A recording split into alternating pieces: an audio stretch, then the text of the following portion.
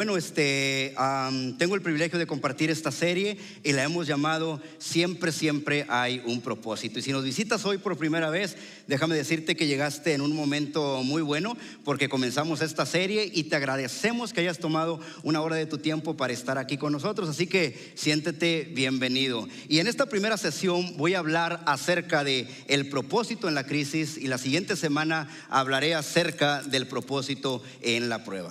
Pero me gusta comenzar con una pregunta y es esta: ¿quiénes son aquellas personas a las que nosotros más respetamos? Piénsalo por un momento. ¿Quiénes son esas personas a quienes nosotros más respetamos? Generalmente son personas que han atravesado con fe el valle de sombra y de muerte. Generalmente son personas que fueron lastimadas, pero no se lastimaron a sí mismas. Generalmente son personas que han sido tratadas de manera injusta, pero no respondieron. Son personas que, a pesar de que han atravesado desafíos extraordinarios en cuanto a la salud, no perdieron su amor por la vida. ¿Por qué? Porque encontraron propósito en la crisis. Porque ejercieron una habilidad. De hecho, todos tenemos esta habilidad. Y cuando se ejerce, evitamos convertirnos en nuestros enemigos. Somos capaces de convertir en bendición a aquello que tenía la intención de hacernos mal. ¿Por qué? Porque siempre hay un propósito. Obviamente, cuando estamos en una crisis, lo natural es que tú deseas salir de esa crisis, que se termine ya y volver a la normalidad. Pero el COVID-19 nos enseñó un término: nueva normalidad. Porque no podemos volver a lo mismo de antes. Como si nada hubiera pasado, volver a ser la misma persona de antes, porque todo ese dolor que atravesamos en medio de la crisis sería en vano. Y sería vergonzoso que tú y yo experimentáramos el dolor, lo amargo de una crisis y no ser mejores cuando hemos atravesado por ella. Entonces, hay una pregunta que nos tenemos que hacer y es forzosa, y es esta: ¿qué hemos aprendido que tiene el potencial de hacernos mejores? Sobre todo en nuestro matrimonio. ¿Qué es lo que hemos aprendido en medio de una crisis para mejorar nuestro matrimonio? ¿Qué es lo que hemos aprendido para mejorar nuestras relaciones? Y lo más importante, mejorar nuestra relación con Dios. ¿Qué es aquello que tenemos que dejar de hacer o comenzar a hacer a partir de una crisis? Insisto, porque sería trágico olvidar las lecciones que hemos aprendido y perder la perspectiva eterna que ganamos en medio de una crisis. Hay cosas que no las vamos a aprender de otra manera solamente atravesando una crisis. Y todos podemos encontrar el propósito en la crisis. Y la razón es que esto es posible gracias a que tenemos una habilidad especial que nos permite ser mejores ante cualquier cosa que la vida nos depare. ¿Cuál es esa habilidad? Está en pantalla. Es nuestra capacidad de respuesta en lugar de reaccionar. Nuestra capacidad de respuesta en lugar de reaccionar. Tu capacidad de responder en lugar de que la crisis dicte tu respuesta. Y la idea principal de este mensaje que estoy compartiendo es la siguiente: cuando simplemente reaccionamos, estamos renunciando al control de nuestras vidas, nuestro destino y nuestro legado. Cuando simplemente reaccionamos, estamos renunciando al control de nuestras vidas, nuestro destino y nuestro legado. Y hoy quiero compartir con ustedes una historia que ilustra profundamente esta verdad. Es una historia muy conocida, probablemente ya la hayas escuchado o ya la hayas leído por tu propia cuenta.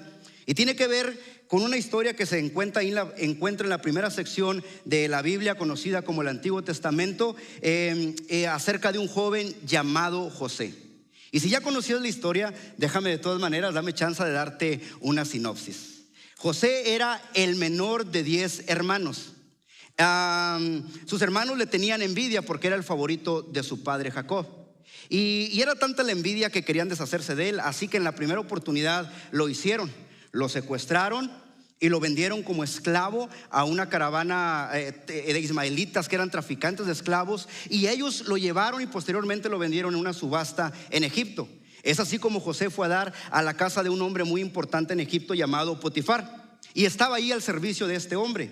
Pero ojo, la esposa de Potifar se enamoró de José y quería acostarse con José. Como José no cedió ante los ruegos e insistencia de la esposa de Potifar, ella lo acusó injustamente de intento de violación, y fue así como José llegó a ser puesto en la cárcel. Pero a pesar de todo esto, a pesar de las circunstancias, de la crisis que José estaba viviendo, él continuó respondiendo en lugar de reaccionar. Y muy interesante esto, continuó respondiendo como si Dios estuviera con él. Entonces tengo que hacer esta pregunta: ¿cómo responderías tú en medio de una crisis si estuvieras completamente seguro de que Dios está contigo? ¿Cómo responderías en eso que te está causando inquietud, que te roba el sueño, que te trae incertidumbre hacia el futuro? ¿Cómo responderías en esa experiencia amarga que probablemente estás pasando o hayas pasado? ¿Cómo responderías o cómo respondes si estuvieras completamente seguro de que Dios está contigo? Todos sabemos cómo reacciona la mayoría de las personas. Lo hacen con enojo, lo hacen con temor, lo hacen con incertidumbre, y no los culpamos por eso, porque es natural que una persona responda de esa manera. Pero ¿cómo responderías tú si supieras que hay más en la historia? Que el capítulo amargo que ahora estás viviendo, esa crisis que estás experimentando, no es el capítulo final, solamente forma un capítulo y no es la historia completa. ¿Cómo responderías? Vamos a ver la historia de José. Génesis capítulo 39, verso 19. Cuando el patrón de José escuchó de labios de su mujer cómo la había tratado el esclavo, se enfureció y mandó que echaran a José en la cárcel donde estaban los presos del rey.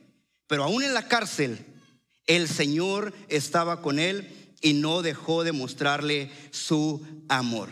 El Señor estaba con él. Estos son en medio de la crisis, cuando fue acusado de manera injusta, cuando fue puesto en la cárcel por algo que él no hizo ni haría, el Señor estaba con él. Probablemente alguno de nosotros, o si somos honestos nosotros, bajo esas circunstancias diríamos: ¿cómo que estás con nosotros, Dios? Si estás con nosotros, si estás conmigo, no quiero que estés conmigo. Mejor vete con la esposa de Potifar. ¿Por qué no te vas con mis hermanos, que fueron los causantes de que yo esté en esta situación? Pero el pasaje dice: el Señor estaba con él y no dejó de mostrarle su amor. Y la palabra traducida amor del texto hebreo es la palabra bondad amorosa, y es una palabra de pacto. Y la implicación es esta: que José se consideraba a sí mismo que estaba en una relación de pacto con Dios, un Dios que no había hecho nada últimamente por él. Dios no dejó de mostrarle su amor, su bondad amorosa. ¿Cómo se ve esa bondad amorosa? Seguimos leyendo. Hizo que se ganara la confianza del guardia, del director de la cárcel. Aún así, para nosotros probablemente sigue siendo un problema, porque nuestra forma de pensar es: si Dios está contigo, no te hace que tengas una relación, una amistad muy bonita con el carcelero, y mucho menos que estés en la cárcel, y menos por algo que tú no hiciste. Así es como nosotros podemos interpretarlo. Si yo fuera José, diría: Dios, pues mejor, insisto, ¿por qué no dejas de estar conmigo y te vas con la esposa de Potifar, o te vas con mis hermanos? La historia continúa y pasan los años, y esto es lo que leemos. Tiempo después, el copero y el panadero del rey de Egipto ofendieron a su señor. El faraón se enojó contra estos dos funcionarios suyos, es decir, contra el jefe de los coperos y el jefe de los panaderos. Así que los mandó presos a la casa del capitán de la guardia, que era la misma cárcel donde estaba preso José. Allí el capitán de la guardia le encargó a José que atendiera a estos dos funcionarios.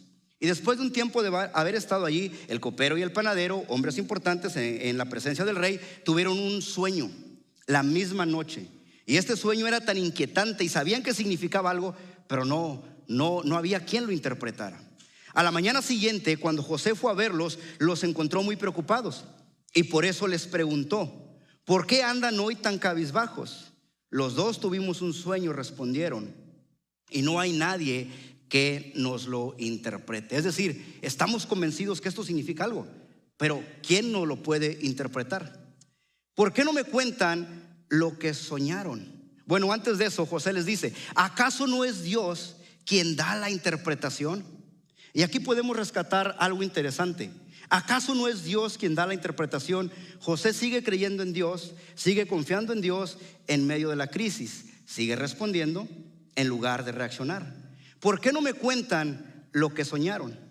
Y entonces el copero le cuenta su sueño a José. Y José, cuando lo escucha, lo mira probablemente con una sonrisa y le dice: tengo buenas noticias para ti. Y le dice: esta es la interpretación. Dentro de 3 días el faraón te devolverá tu puesto y volverás a tomar la copa y ponerla en la mano del faraón. El copero no sabe si José está inventando esto, pero es una buena interpretación, algo bastante positiva. Y podemos ver que en este punto de la historia descubrimos algo sobre José que es muy cierto para cada uno de nosotros. ¿Cómo lo sé? Bueno, veamos el siguiente pasaje.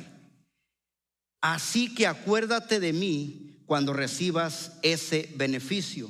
Yo te ruego que me trates con misericordia. Porque aunque José estuviera convencido o tuviera la sensación de que Dios estaba con él, algo es verdad, al igual que para ti y para mí: no estaba disfrutando las circunstancias. Así que no es inmune al dolor y le dice: acuérdate de mí cuando recibas el beneficio, y por favor, trátame con misericordia. Cuando por fin estés afuera, cuando todo te esté yendo bien, cuando pongas la copa en la mano del faraón, acuérdate de mí y trátame con bondad. Quizás una bondad muy diferente a la que Dios me ha mostrado hasta este momento. Y le dice lo siguiente: haz mención de mí ante Faraón y sácame de esta prisión, porque a mí me secuestraron de la tierra de los hebreos, y aquí no he hecho nada para que me hayan puesto en la cárcel. Aunque Dios estaba con José, sintió lo mismo que tú y yo hubiéramos sentido en medio de una crisis. Sintió frustración, sintió incertidumbre acerca del futuro y tuvo esas sensaciones que probablemente tú y yo ya hemos experimentado. Estaba frustrado de alguna manera y le dice al copero: acuérdate de mí. Mira, tú eres mi única salida. Cuando tu sueño se haga realidad, acuérdate de mí. Le interpreta el sueño al panadero, al copero, terminan esa conversación. Probablemente estaba el panadero en una esquina esperando su turno para contarle su sueño. Por fin el panadero le cuenta el sueño a José. José lo mira, probablemente no le sonríe y le dice: esta es la interpretación de su sueño. No son buenas noticias. Las 3 canastas son 3 días. Dentro de los próximos 3 días, el faraón mandará que a usted lo decapiten y lo cuelguen de un árbol. Yo imagino que el panadero se quedó serio y dice: ¿estás seguro? No hay algo más, tiene que haber algo más. Y le dice: sí, lo olvidaba. Y las aves devorarán su cuerpo. Si tú estuvieras ahí esa mañana esperando tu turno para contar el sueño, seguramente después de esto ya no se lo quieres contar. No, así lo dejamos. Fue la comida de ayer. O sea, no, así lo dejamos. No es nada. O probablemente si tuviste un sueño un tanto extraño, como que ibas caminando por la orilla del río Amazonas con tu suegra y de repente despertaste, probablemente se lo quieres contar y quieres saber si las pirañas devoraron su cuerpo, ¿verdad? Pero no lo sé. Pero pasaron 3 días y todo sucedió exactamente como José lo interpretó, como lo predijo. El copero fue vuelto a su puesto y el panadero fue mandado a ahorcar. Mientras esto sucede, José está expectante. Él sabe que el copero va a hablar a su favor. Tiene una oportunidad de que le muestre misericordia y que cuando esté frente al faraón le diga: ¿sabes qué, faraón? En la cárcel conocí a un joven, es inocente, y él interpretó mi sueño y todo sucedió como él dijo. ¿Podemos ayudarlo? Así que José está expectante de que su situación cambie. Entonces, cada vez que escucha que hay una visita de rango en la cárcel, José piensa: este es mi día. este día yo salgo de aquí, este es mi boleto de salida. Sin embargo, mira lo que dice el verso 23. El jefe de los coperos no se acordó de José, sino que se olvidó de él por completo. Se olvidó de él por completo. Está en crisis José. Siente la incertidumbre. Puede ser difícil sentir la presencia de Dios cuando estás en una situación como esta. Pasaron 2 años y el faraón tuvo una serie de sueños inquietantes en una misma noche. Y no hay quien lo interprete. Nadie puede hacerlo. En ese entonces, el copero se acuerda y dice: ahora que recuerdo, mi señor, cuando estuve en la cárcel hace 2 años atrás por haberlo ofendido, allí conocí a un joven hebreo que interpretó mi sueño y todo sucedió tal y como él lo dijo. Génesis 41:14. El faraón mandó llamar a José y enseguida lo sacaron de la cárcel. Luego de afeitarse y cambiarse de ropa, José se presentó ante el faraón, quien le dijo: tuve un sueño que nadie ha podido interpretar, pero me he enterado de que tú, cuando oyes un sueño, eres capaz de interpretarlo. Y luego José hace lo más valiente, algo de lo más valiente que podemos encontrar en esta historia. José está parado como un extranjero frente al hombre más poderoso de la tierra hasta ese momento. Ese hombre puede extenderle la libertad de su boleto de salida. Dios no había hecho nada últimamente por él. Eran aproximadamente 15 años y estaba allí. Ahora se encontraba en la cárcel. Y mira cómo responde José. Qué declaración tan valiente. No soy yo quien puede hacerlo. No soy yo quien puede hacerlo. Yo me imagino al copero ahí en la sala real con la copa en la mano. Empieza a temblar y yo supongo que piensa: cállate, José, cállate.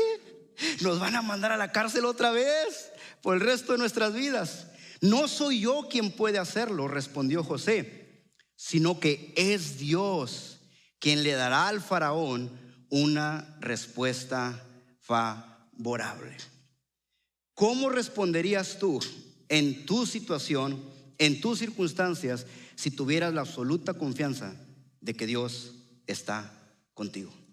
Porque sabemos cómo responden la mayoría de las personas y no los juzgamos. Es normal responder así, pero para enfrentar la crisis tenemos que hacer uso de esa habilidad que todos tenemos, nuestra capacidad de responder en lugar de reaccionar. Y cuando eso sucede, Dios es capaz de conectar esas respuestas y llevarnos al propósito que Él tiene para nosotros.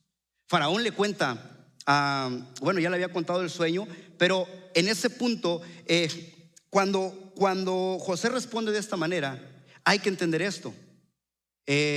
Todos en la sala se quedaron como: wow, ¿quién se atreve a responderle así al faraón? Ahora sí, mínimo lo va a mandar a la cárcel por el resto de su vida. Porque faraón creía en otros dioses y creía que sus dioses egipcios eran mejor que los dioses hebreos. De hecho, creía que José era un dios. Pero cuando José responde así, hay un silencio en la sala y todos piensan: lo va a matar. Pero faraón, lejos de estar enfurecido, está curioso y le cuenta su sueño a José, y José le da la interpretación. Y para ahorrar tiempo, ahí está el verso en pantalla. Faraón le cuenta de 7 vacas gordas y 7 vacas flacas. Le cuenta el sueño de 7 espigas llenas, hermosas, y 7 espigas escasas y quemadas por el sol. Y José le dice: la interpretación es esta: habrá 7 años de abundancia seguida de 7 años de escasez. Y Dios ha resuelto hacer esto y se lo ha querido comunicar a usted, Señor. Y luego, a partir de ahí, José hace lo impensable. Si estaba sentado, se puso de pie. Si estaba de pie, se acercó probablemente al faraón y le dijo: así que yo le aconsejo, faraón, Señor, que busque a alguien que sea completamente capaz, un hombre sabio, un hombre que se levante todos los días con el único enfoque y propósito de resolver esta situación que está por venir, y que prepare al pueblo en estos 7 años de abundancia para la hambruna que viene. los 7 años de escasez. El plan le pareció perfecto a Faraón. Mira lo que dijo. Entonces el Faraón les preguntó a sus servidores: ¿podremos encontrar una persona así en quien reposa el Espíritu de Dios? Luego le dijo a José: puesto que Dios te ha revelado todo esto a ti, no hay nadie más competente y sabio que tú. Quedarás a cargo de mi palacio y todo mi pueblo cumplirá tus órdenes. Solo yo tendré más autoridad que tú, porque soy el rey. Y lo nombra el primer ministro de Egipto, la segunda persona más importante. Y José hace algo extraordinario a través de la sabiduría que Dios le dio. Lo que hace es que derriba los graneros que había, construye unos muchos más grandes, los pone en ciudades principales, todo de manera estratégica. Y mientras hay cosecha, comienza a acumular grano y comida. Es tanta la cantidad que ya no pueden llevar el conteo. Después de esto, deja de llover. Ya no hay siembra, ya no hay cosecha. La gente empieza a padecer de hambre. Vienen delante del faraón: necesitamos comida. Faraón le dice: vayan con José, él se va a encargar. Y José abre los graneros y vende alimento al pueblo para que no muera de hambre. Y esta hambruna se extendió hasta el norte de Egipto y llegó hasta donde vivía el papá de José y sus hermanos. Capítulo 42, verso 1. Cuando Jacob se enteró de que había alimento en Egipto, les dijo a sus hijos: ¿qué hacen ahí parados mirándose unos a otros? He sabido que hay alimento en Egipto. Vayan allá y compren comida para nosotros, para que no muramos de hambre, sino que podamos sobrevivir. Y si has escuchado tú esta historia anteriormente o la has leído por tu propia cuenta, ahora sabes que a partir de aquí los próximos capítulos es un drama increíble. Que si te pones a leer esta historia con detenimiento y concentrado, te aseguro que vas a llorar. Te la recomiendo, Pastor Juan, está buena. Y sabes que hay mucho drama en esta historia. Ahora las cosas se han invertido. El escenario está preparado. José tiene 40 años. Desde los 17 años sus hermanos no lo han visto. Y ahora llegan ante él para pedirle su ayuda. Y ahora José va a hacer uso nuevamente de su habilidad de responder en lugar de reaccionar. Y ahí están sus hermanos. Llegan ante él, se inclinan ante él y José finge no reconocerlos. Ahora quiero que imagines esto por un momento. Quiero que lo imagines. Cuando sus hermanos están postrados ante él, probablemente José recuerda los sueños. Si sabes la historia, sabes a lo que me refiero. El sol y la luna se inclinaban ante él y las estrellas. Y probablemente puede conectar. Estoy entendiendo un poco del propósito de Dios. Pero aún así seguía estando en su mente el miedo que sintió cuando fue secuestrado y lanzado a un pozo vacío. Aún así sigue estando en su mente el terror que sintió cuando le despojaron de su ropa, la ropa que su padre le regaló. Aún así, cuando está ahí, puede recordar y sentir el miedo de hacerse la pregunta: ¿me van a dejar aquí? ¿Qué van a hacer conmigo? ¿Están jugando? ¿De verdad quieren quitarme la vida? Probablemente José recuerda la humillación de ir esposado detrás de la caravana de los traficantes de esclavos ismaelitas y mirar hacia atrás y suplicarle a sus hermanos, y no hicieron nada por él. Quizás José recuerda la humillación de ser vendido en una subasta de esclavos con los ismaelitas y luego posteriormente en la subasta. Quizás recuerda la desesperanza de estar en la cárcel y la desesperación de haber sido olvidado por el jefe de los coperos.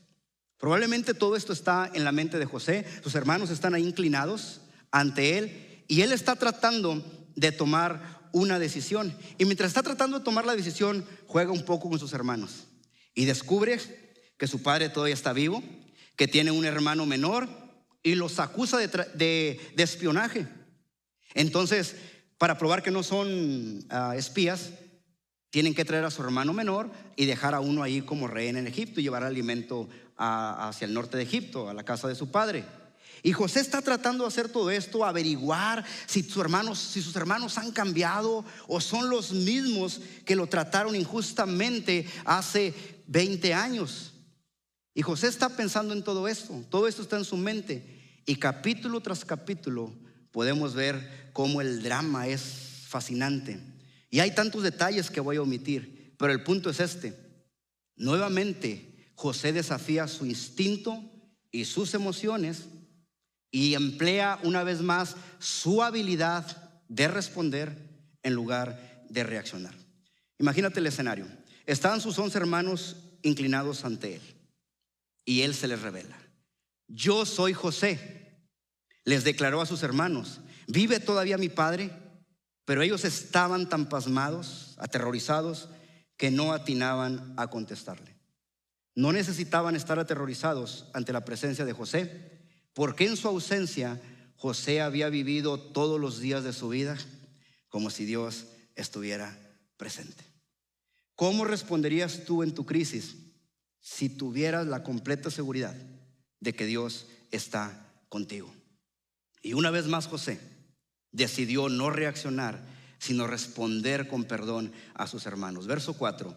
No obstante, José insistió: acérquense. Cuando ellos se acercaron, él añadió: yo soy José, el hermano de ustedes a quien vendieron a Egipto. Pero ahora, por favor, no se aflijan más ni reprochen el haberme vendido, pues en realidad fue Dios quien me mandó delante de ustedes para salvarles la vida. Siempre hay un propósito. Cuando podemos creer y responder como si Dios estuviera con nosotros, obtenemos una perspectiva de lo que hay detrás de nuestras circunstancias que no podemos obtener de otra manera.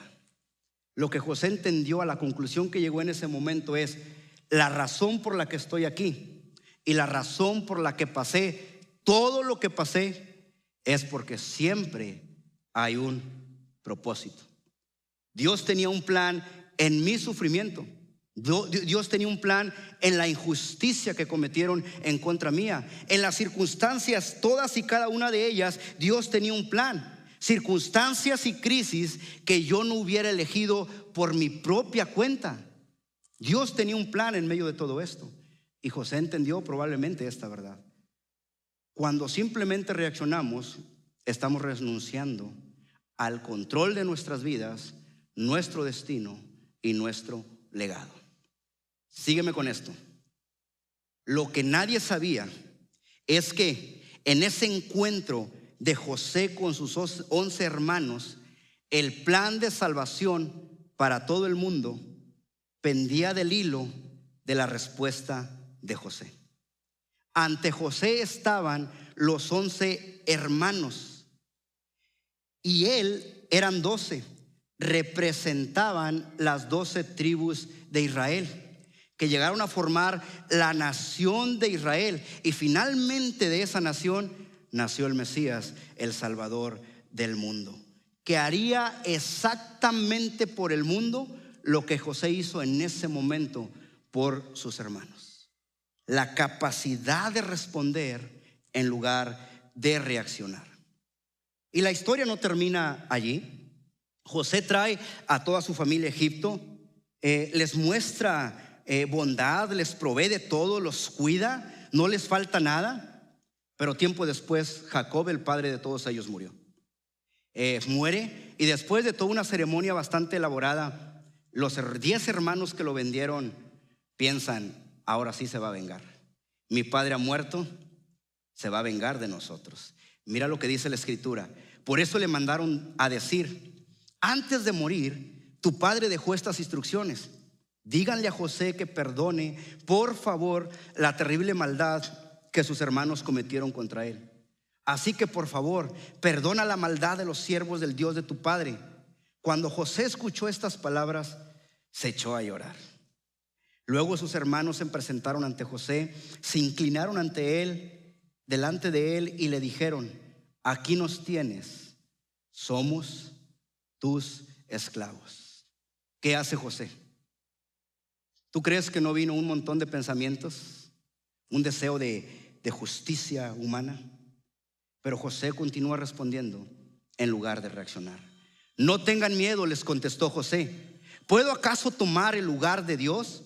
Es verdad que ustedes pensaron hacerme mal, pero Dios transformó ese mal en bien para lograr lo que hoy estamos viendo, salvar la vida de mucha gente. Así que no tengan miedo. Yo cuidaré de ustedes y de sus hijos. Y así, con el corazón en la mano, José los reconfortó. José les está diciendo esto: responde en lugar de reaccionar. Y lo que está diciendo básicamente es esto: ustedes tenían toda la intención de hacerme daño. Sus corazones estaban llenos de maldad. Las posibilidades jugaban a su favor. Querían hacerme daño, tenían el poder, crearon las circunstancias que generalmente transforman a las víctimas en perpetradores. Pero no así esta vez, porque siempre hay un propósito. No así esta vez. Ustedes tenían la intención de hacerme daño, pero Dios lo usó todo esto para nuestro bien. Lo que ustedes están viendo ahora era el plan y propósito de Dios: salvar las vidas de todas estas personas. Cuando simplemente reaccionamos, estamos renunciando al control de nuestras vidas, nuestro destino y nuestro legado. Nunca olvides esto: el propósito de Dios se convirtió en una realidad a través de las respuestas que desafiaron las circunstancias de un hombre. El propósito de Dios se convirtió en realidad a través de las respuestas, no una, 20 años donde las cosas parecían, 23 años que iban de mal en peor en la vida de José. Pero las respuestas a esas circunstancias fueron lo que hicieron la diferencia. Lo mismo aplica para nosotros. Ninguna de las respuestas que José tomó en su momento parecía significativas. Ninguna de las respuestas individuales que tú tomes en medio de la crisis puede parecer tan significativa. Pero si después de un tiempo las juntas todas, unes los puntos, puedes ver que son parte del desarrollo de tu historia y que Dios estaba contigo para conectarte con su propósito, para traer salvación a tu mundo. ¿Cómo responderías si tuvieras la completa certeza de que Dios está contigo? ¿Cómo responde generalmente las personas? Lo hemos visto, lo vemos todo el tiempo: enojo, incertidumbres al futuro, con dolor. ¿Cómo respondería alguien en mis circunstancias si tuviera la absoluta confianza de que Dios está con él como estuvo con José? La respuesta a esta pregunta es tu invitación a ejercer la habilidad que Dios te ha dado. La respuesta a esta pregunta tiene el potencial de hacerte mejor a través de la crisis y conectarte con el propósito. Siempre hay un propósito. Hay propósito en la crisis. ¿Cómo responderías en la crisis si tuvieras la absoluta confianza de que Dios está contigo? Si pudieras ver que tus circunstancias actuales no son la historia, no es el último capítulo de tu historia, no es la historia completa, son solamente un capítulo más. Y Dios está contigo en el desarrollo de tu historia. Y un día vas a poder conectar los puntos y vas a ver lo grandioso de la historia y vas a ver que Dios lo hizo para algo bueno en ti, para algo grandioso en ti y a través de ti. Siempre hay un propósito. Y ese propósito está conectado a tu capacidad de respuesta. Úsala. Si la usas, serás mejor. Si la usas, las personas a tu alrededor serán mejores. Si la usas, tu mundo será mejor. Salvarás tu mundo. ¿Cómo responderías en tus circunstancias si tuvieras la absoluta confianza de que Dios está contigo? El propósito de Dios a veces viene empaquetado con dolor, pero Dios sigue siendo fiel, Dios sigue estando allí. Algo interesante que no está en mis notas es que cuando la esposa de Potifar le insistía en que se acostara con él, a José, él respondió: ¿cómo puedo hacer yo esto si Dios ha sido tan bueno conmigo? Dios ha sido bueno, y en medio del dolor, ahí está. Señor, gracias porque eres bueno, Dios, porque para siempre es tu misericordia, Dios. Nos aferramos a tu promesa de que estarías con nosotros por medio de tu Espíritu todos los días hasta el fin del mundo, y que nos darías poder para ser testigos, Dios, hasta lo último de la tierra, pero también nos darías poder para vivir de una manera que te honre a ti, vivir en fe y finalmente ser testigos con nuestra propia vida, incluyendo cuando pasamos por las crisis, Dios. Nos aferramos a tu promesa, Dios, de que tú estás con nosotros cuando pasamos por el valle de sombra y de muerte, cuando pasamos por las aguas, cuando pasamos por el fuego. Tú estás con nosotros. Tú lo prometiste, tú eres fiel, tú no mientes, tú no eres hombre, tú no te arrepientes. Creemos, hoy decidimos creer con fe que tú estás con nosotros. Te pido que tu Espíritu sustente a cada uno de los que están aquí, Dios, y puedan creer esto para el futuro, Dios.